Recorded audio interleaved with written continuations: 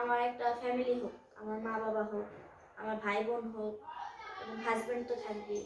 এরকম একটা ফ্যামিলি চাই যেখানে গেলে আমার ওই যে পিছনের যে কথাগুলো এখনো যে আমার মনে হয় না যে আমার মা থাকলে আমার মা এখন খাওয়াই দিত আমার মাথায়। দর্শক আসসালামু আলাইকুম। দেশ ও প্রবাস থেকে এই মুহূর্তে আমাদের চ্যানেলটি যারা দেখছেন তাদেরকে জানাই প্রীতি ও শুভেচ্ছা। দর্শক, আমরা বিভিন্ন শ্রেণী পেশার মানুষের জীবনের গল্প তুলে ধরি। এরকমই একজন আপু আমাদের ক্যামেরার সামনে বসে আছে, শোনাবো তার কিছু কষ্টের কথা। দর্শক, এর আগে একটি ভিডিও করেছিলাম অনেক দিন আগে। এখন তার কি অবস্থা, কেমন আছে, সেই বিষয়টি আপনাদেরকে একটু জানাবো। চলুন কথা বলি এই সুমাইয়ের সাথে। আসসালামু আলাইকুম। ওয়ালাইকুম আসসালাম। আপনি কেমন আছেন? আলহামদুলিল্লাহ ভালো আছি, আপনি কেমন আছেন? জি, আলহামদুলিল্লাহ আমরাও ভালো আছি। তা আপু, আপনার দাদি কেমন আছে? আমার দাদি আগের মতোই আছে, আগে যেমন ছিল ওরকমই আছে। আগের মতোই আছে? আর এখন শীতের সময় তো এখন সুস্থ হওয়াটাও অত ইয়া না। মানে শীতের সময়ে যারা একটু বৃদ্ধ মানুষ তাদের একটু সমস্যা হয়, ঠান্ডা কাশি। তা আপু, সব কিছু মিলায়া এখন কি করছেন? কোনো কাজ করেন কিনা এবং বিয়ে শাদী হয়েছে কিনা যদি একটু আপনার গল্পটা বলেন। কাজ করি বলতে আমি তো আগে বলছিলাম যে আমি টিউশনি করাই, আগে 3টা টিউশনি করাইতাম, এখন একটা কমে গেছে, 2টা আছে। আর বিয়ে এখনো হয়নি। বিয়ে এখনো হয়নি? তো এই যে আমাদের কাছে এর আগে একটি ভিডিও করেছিলেন অনেক দিন আগে, সেই ভিডিও দেখার পরে কেউ আপনার জীবনে আসছিল কিনা, কিংবা এরকম কিছু হয়েছে? ওই ভিডিও দেখার পরে ফোন আসছিল আপনাদের কাছে আমার বিষয়ে, আমিও কথা বললাম, কিন্তু সবার মন মানসিকতা একরকমের না। 2-3 জনে ফোন করছিল, ওরকমের হয়নি আমি যেরকমটা চাইছিলাম। এই জন্য আমি বিয়ের দিকেও আগাইনি, কোনো সম্পর্কের দিকেও আগাইনি। আচ্ছা আপু, আপনার কিছু কথা শুনলাম যে আপনার বাবা মা আপনাকে ছোটবেলায় রেখে চলে গেছে। তো এই যে ছোটবেলায় আপনাকে রেখে কেন চলে গেল, কি হয়েছিল তাদের মাঝে, সেটা কি আপনি জানতে পেরেছেন? আমার বাবা আর মায়ের সাথে ভালো একটা সম্পর্ক ছিল না, ভালো সম্পর্ক ছিল না। যেমন একটা হাজবেন্ডের সাথে ওয়াইফের একটা সম্পর্ক থাকে, এই সম্পর্কটা খুব ভালো ছিল না। এই জন্য আমার মা, আমার বেশি হচ্ছে সত্যি কথা, আমার নানু এটা করছে। আমার নানু সবসময় আমার মাকে উস্কাইতো, আচ্ছা। ফোটাইতো যে ওর সাথে সংসার করলে তো সংসার ভালো হবে না, অনেক অনেক কথা বলতো। কিন্তু আমার বাবা নাকি আমার মাকে অনেক ভালোবাসতো, আমি যেটুকু শুনছি। আমার দাদিরাও আমার মাকে অনেক ভালোবাসতো, ফুফুরা।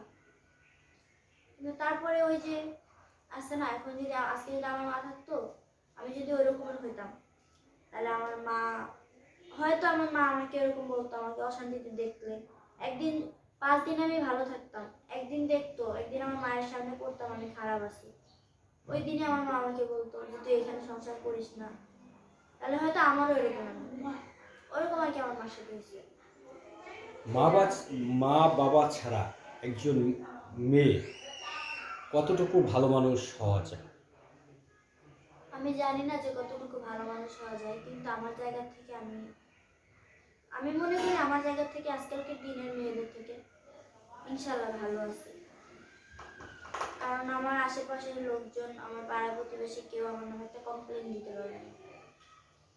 আর এই জন্য আমার আশেপাশে থেকে অনেক সম্বন্ধ আসছে আমার দাদির কাছে। আমার চাচা চাচা আছে একজন, তার কাছে, আর সেও আমার বিয়া দেওয়ার জন্য পাগল গ্রামে।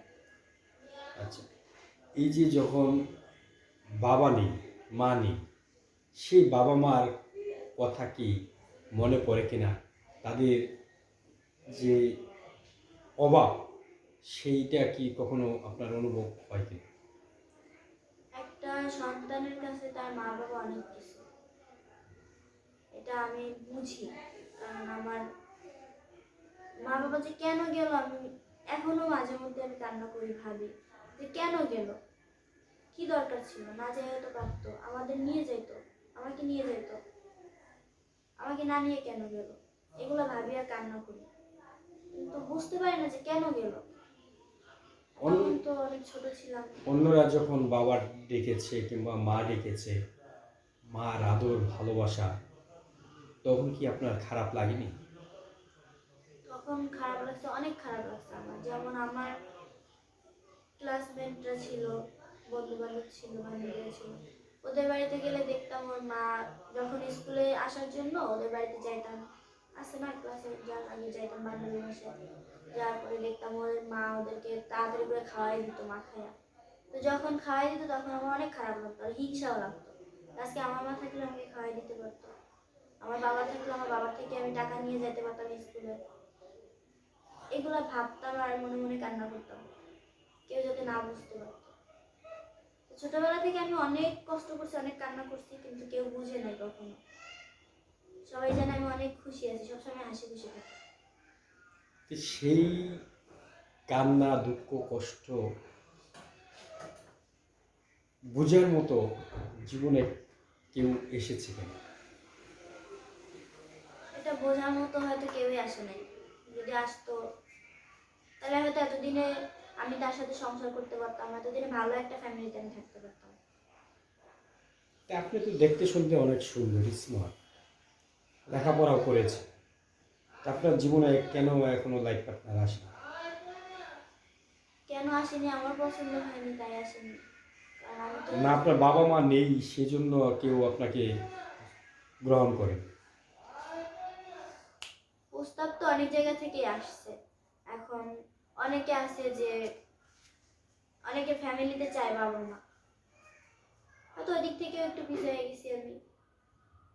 অনেক ছেলেরা চায় দরকার নেই ফ্যামিলির, কিন্তু তার ফ্যামিলি চায় আমার ফ্যামিলিকে, কিন্তু আমার তো ফ্যামিলি আমি দেখাইতে পারবো না। না আপনার ফ্যামিলি আপনি দেখাতে পারবেন না। তো এখন যদি আমাদের এই ভিডিও দেখে কেউ যদি সেই আপনার বাবা মার আদর স্নেহ ভালোবাসা দিয়ে আপনাকে আগলিয়ে রাখে, তাহলে কি আপনি যাবেন? অবশ্যই যাব, সে সে হোক বা তার ফ্যামিলি, তার বাবা মা। আমি তো চাই তেল দিয়ে দিত আমাকে, হয়তো কোথাও নিয়ে যেত, মার্কেট করে দিত, এইটা জানি আমার না আসে আর মাথায়। এরকম একটা ফ্যামিলি আমি চাই, এরকম একটা ফ্যামিলি পেলে আমি অবশ্যই। মানে শাশুড়িকে আপনার আপন মা করে নেবেন, হ্যাঁ। এমন একজন ফ্যামিলি চান? জি। আপনার সাথে কিভাবে তাহলে যোগাযোগ করব? আপনাদের সাথে যোগাযোগ করলেই আমাকে পারবে। সুপ্রিয় দর্শক, স্ক্রিনে দেওয়া যে নাম্বারটি দেখতে পাচ্ছেন সেটি আমাদের ইউটিউব চ্যানেলের প্রতিপক্ষের।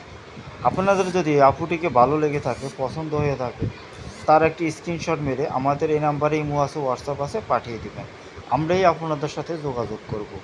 আর অযথা কোনো ভাই কল দেবেন না, তার স্ক্রিনশট পাঠিয়ে দেবেন। ভালো থাকবেন, সুস্থ থাকবেন, আল্লাহ হাফেজ।